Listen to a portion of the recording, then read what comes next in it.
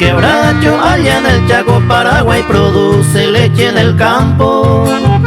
La madrugada ya se levantan debajo la luna, busca su vaca. Ya se produce la ordeñada con brazos fuertes y con sudor.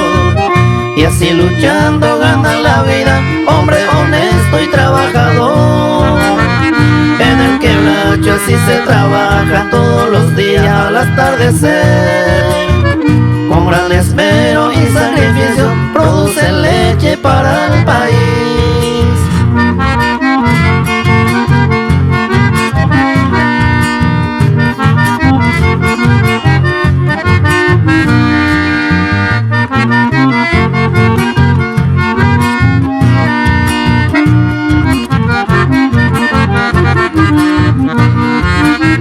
Carga la leche en la enfriadora para el consumo a los demás.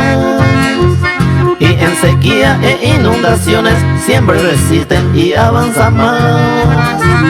Y con proyectos tan solidarios desarrollando la producción. Gente del campo en el quebracho y trabajando con mucho amor. Nunca se rinden, siguen luchando en el quebracho que es el mejor. Con gran esmero y sacrificio produce leche para el país.